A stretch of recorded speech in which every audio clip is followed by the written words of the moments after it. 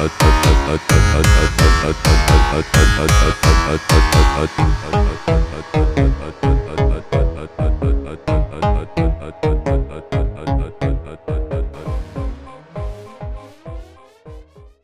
semua para pencinta Donghua, hahaha, apa kabar semua? Bagaimana hari-hari para teman semua? Apakah hari kalian menyenangkan atau melelahkan? Oke, baik, tak perlu basa-basi lagi, mari kita langsung bahas alur ceritanya saja.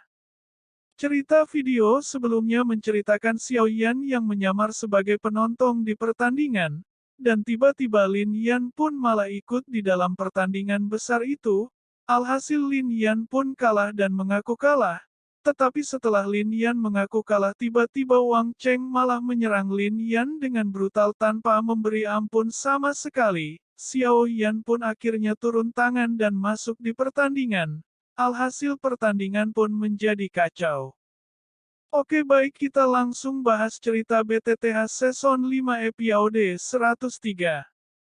Dan setelah Xiao Yan mengganggu jalannya pertandingan, akhirnya Wang Cheng pun murka dan menyerang Xiao Yan. Dan Xiao Yan pun cuma bisa menghindar tanpa ada perlawan yang maksimal. Dan setelah dipikir-pikir lebih lama, Xiao Yan pun jika terus seperti ini maka akan mengundang banyak perhatian dari peserta lain. Dan akhirnya Xiao Yan pun menuruti Wang Cheng untuk bertarung menggantikan Lin Yan. Dan singkat cerita pun Wang Cheng pun terus menyerang Xiao Yan tanpa henti dan terus mengeluarkan serangan terkuatnya. Hingga akhirnya Xiao Yan pun sudah mulai murka dan akhirnya tiba-tiba Xiao Yan mengeluarkan satu serangan yang langsung membuat Wang Cheng kena mental dan kalah telak. Guru Wang Cheng pun terkena mental setelah mengetahui kekuatan Xiao Yan yang sebenarnya. Dan setelah Xiao Yan mengalahkan Wang Cheng, Xiao Yan pun pergi dan berpamitan dengan para senior yang menonton jalannya pertandingan. Dan ketika Xiao Yan berbalik dan ingin pergi meninggalkan pertandingan, tiba-tiba Wang Cheng mengatakan sepatah kata dan bergumam, "Aku tahu siapa kamu adalah Xiao Yan kan?" Dan keributan dari bangku penonton pun sangat ramai membicarakan kehadiran dan keberadaan Xiao Yan. Dan tiba-tiba Fei Tianmun menegangkan mukanya dengan ekspresi yang tidak percaya. Padahal Pavilion Lightning sedang memburunya dan dengan sombongnya masih berani menyelinap ke dalam pertemuan besar ini. Sungguh bodoh sekali kau ini Xiao Yan. Tetapi di dalam situasi genting ini Xiao Yan tampak tenang dan berkata, "Siapa yang kau bicarakan? Aku bukan orang yang kau maksud." Wang Cheng pun berkata, "Ci anjir, kenapa kau berpura-pura?" Xiao Yan, inti apimu itu sudah membuka kedokmu. Woi, bodoh kali kau ini. Dan Xiao Yan pun tidak bisa mengelak dan terpaksa meledakkan bom asap dan kabur dari pertandingan dengan membawa Lin Yan di belakangnya. Tiba-tiba ketika Xiao Yan kabur dengan cepatnya, ada tangan yang begitu cepat dan beraura ganas ingin meraih Xiao Yan. "Tidak semudah itu kau kabur, Ferguson, hahaha." Dan tetapi Xiao Yan pun dengan mudahnya menghindar dan melakukan perlawanan. Dan Fei Tian pun dengan angkuhnya menyerang Xiao Yan dan berkata, "Tunggu dulu kau bocah kurang ajar, kita selesaikan dulu urusan kita."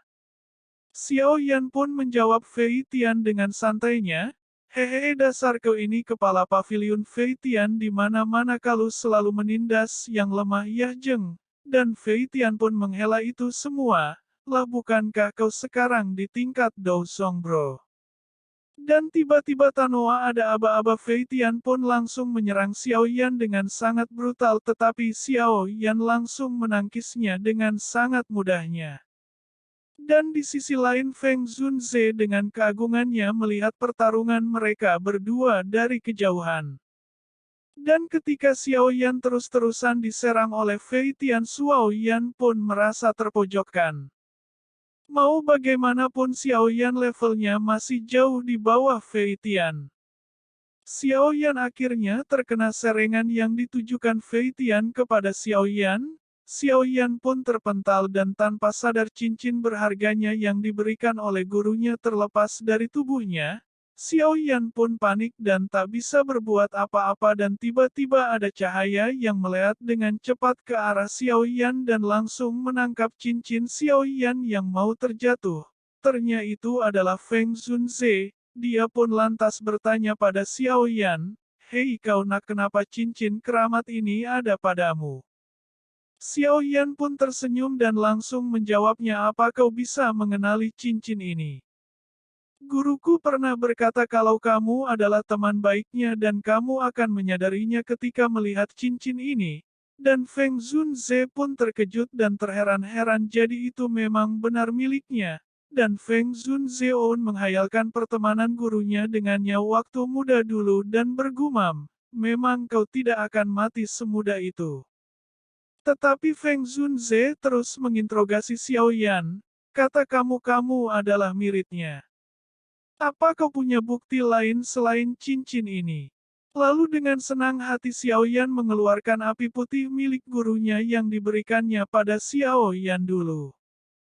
Dan Feng Zunzelun tersenyum dan sangat senang bertemu dengan Xiao Yan.